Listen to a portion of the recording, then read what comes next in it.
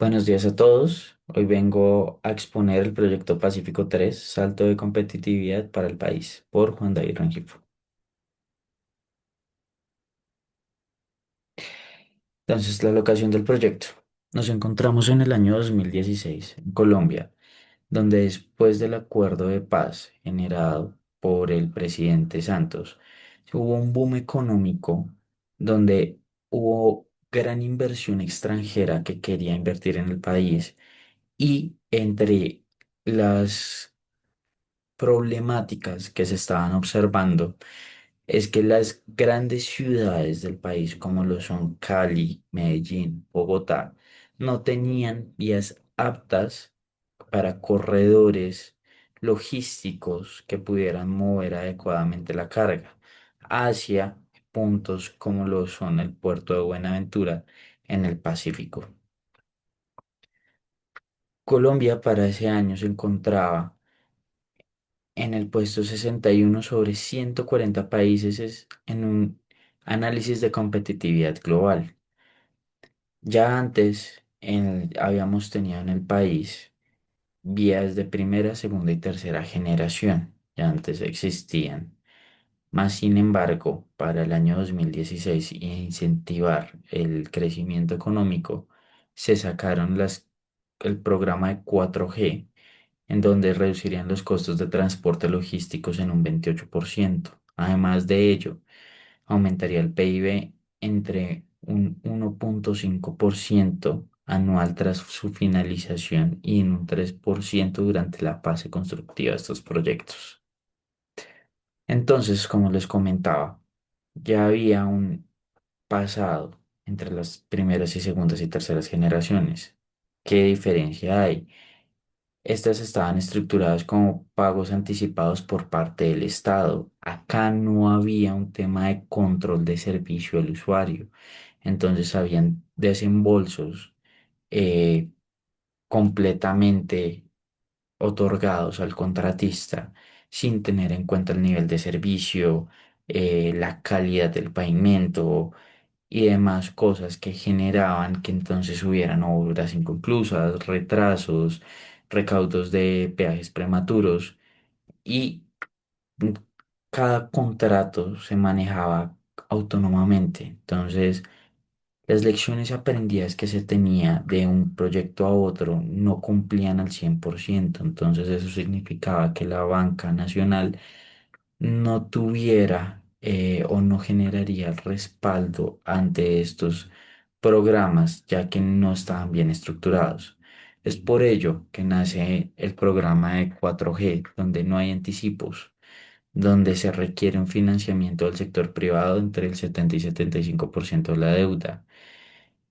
Otro hito muy importante fue dividir todo el proyecto en unidades funcionales independientes. ¿Esto qué significa?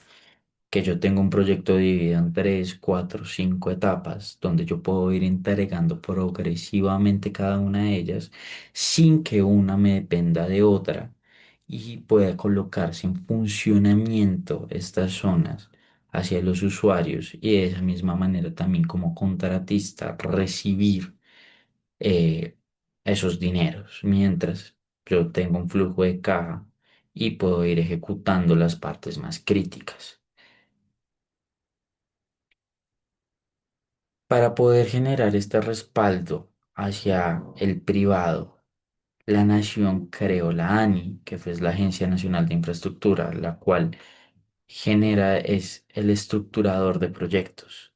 Sus funciones claves está la priorización de la Ley 1508 de APPs, que es una entidad autónoma y mitiga el riesgo de precalificación. Por otro lado, está la Financiera de Desarrollo Regional, que es un banco de desarrollo de gestión privada. Esto moviliza el capital, corrige fallas de mercado, provee liquidez. Entonces, son dos entidades sumamente importantes para que estos proyectos fueran llamativos al sector privado e invirtieran en el país. Nuestras garantías de ingreso hacia el flujo de caja están entre los aportes FBA, los peajes y las compensaciones de R. Entonces, empezamos por la izquierda. Los aportes FBA Es una asignación de presupuesto de gobierno nacional que garantiza anualmente ese flujo de caja. Por otro lado, están los peajes, que son los ingresos operativos directos proyectados por el tráfico de vehículos. Y las compensaciones de R, que es el seguro de tráfico si los peajes no alcanzan los BPNs esperados del proyecto. Entonces, todo esto me genera un flujo de caja que se vuelve atractivo para el privado. Entonces, empezamos con la asignación de riesgo. Hay partes críticas del proyecto que son como las licencias ambientales y predios, al igual que la construcción de túneles. Entonces, ¿qué pasaba en el momento de las primera generación, segunda generación y tercera generación? Estos riesgos los pasaba era el privado. Y mientras el privado solicitaba que hubiera un reconocimiento por parte de la nación, duraba mucho tiempo, se paralizaba todo el proyecto y pues no se continuaba. Entonces es por eso que se genera esta tabla que se encuentra abajo. Entonces, para licencias ambientales y predios, si es un valor menor al 120% del costo, lo acepta al 100% el concesionario. Si es del 120 al 200, 30% concesionario, 70% ANI. Si ya sube por encima del 200% el costo, 100% al ANI. De la misma manera, la construcción de túneles, como se observa acá. Este es un riesgo latente que se observa para el tema de túneles, como se puede observar, aunque por encima del 150% la ANI se hace responsable de esos valores, como se puede observar, la pérdida máxima para el privado generaría el 25%, que siempre es un golpe para el flujo del proyecto bastante fuerte. Nuestro caso de estudio es la conexión Pacífico 3. El objetivo es conectar el eje cafetero y Antioquia con el Pacífico colombiano. Es una escala de 111 kilómetros de mejora de vías existentes y 35 kilómetros de construcción de nuevas vías entre puentes y túneles. Es un fases de 5 años de construcción y 29 años de concesión. El consorcio ganador del proyecto es Cóndor S.A., que se asoció junto a MHC y MECO, empresa costarricense. Como se puede observar, la división del proyecto está dividido en 5 unidades funcionales. Entonces, como se puede observar acá, la más crítica, entre las más críticas, es la unidad funcional 2, que es un paso por montañoso comprendido por un túnel de 3,4 kilómetros y una nueva variante. Como se puede observar, termina siendo las últimas unidades funcionales en entregarse junto a la unidad funcional 5. Como se les comentaba anteriormente, no dependen una de otra. Entonces yo no necesito entregar la unidad funcional uno, después la 2, la 3, sino como se observa acá abajo están las fechas de entrega de cada una y no tienen una correlación directa de que tengan que entregarse una tras de otra. Como se puede observar la dinámica financiera del flujo de caja, como les comentaba, si yo entrego unidades funcionales a partir del tiempo, yo tengo acá que mi flujo de caja va a ser negativo en un inicio, indiscutiblemente, pero a medida que yo voy haciendo la entrega de mis unidades funcionales, ya voy a ver márgenes positivos en mi esquema de flujo de caja, como se observa acá en la parte inferior. Mi estructuración del capital, yo tengo que para este proyecto, fue un total de inversión proyectada de 887 millones de dólares, donde capital propio solamente equivale al 20%, la generación interna 11%, los préstamos bancarios 26% y la emisión de bonos 43%.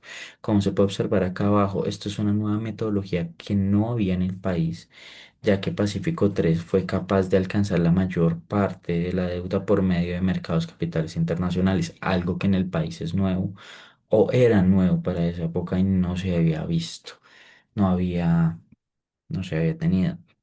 Entonces, si nosotros nos poníamos a ver el flujo de caja pesimista que podía observarse aquí en la gráfica inferior, en la segunda podemos observar que en este momento es cuando se activan nuestras cuentas de reserva y la línea SMF para poder cubrir este hueco fiscal y poder hacer que fuera productivo nuestro, nuestro proyecto. ¿Sí?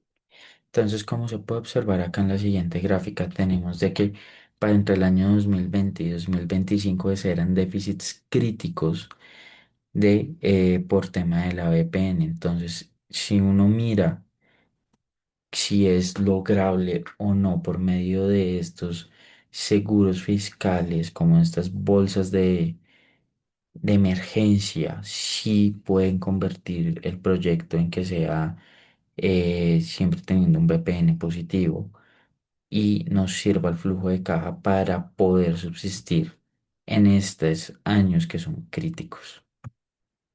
Como conclusiones, tenemos que los puntos críticos, como les comentaba anteriormente, tenemos una complejidad ecológica muy alta en el tema de las licencias, que como lo es con la ANLA, el tema de la expropiación de las tierras que se necesitan por donde va el trazado de la carretera.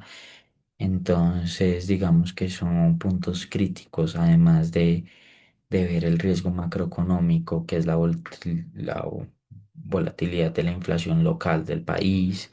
Teníamos una presión bastante alta sobre nuestra calificación general de pasar de BBB a BBB menos, que pues nos influye un montón en esta clase de proyectos. Por otro lado, pues gracias a este proyecto 4G se garantizan una robustez muy grande por parte de la nación con garantías por parte de la ANI, la liquidez del FMI, los aportes, entonces se vuelve algo muy atractivo para un privado. Esto genera un nuevo modelo de financiación para los proyectos de concesión vial que a son de hoy ya estamos 10 años desde el inicio de estas vías 4G y ahorita hay un tema de 5G que se están basando similar en las mismas leyes y ha sido un impulso para el país, ya que la conectividad ha mejorado bastante entre los centros poblados, donde tenemos más del 70% de nuestra población, hacia las zonas alejadas, ¿sí? Que son zonas productoras de café, de plátano, de aguacate y demás productos que sirven de exportación para el país. Entonces se genera una mayor competitividad a nivel regional, a nivel global, que permiten eh, dar crecer el PIB del país en múltiples factores. Muchas gracias.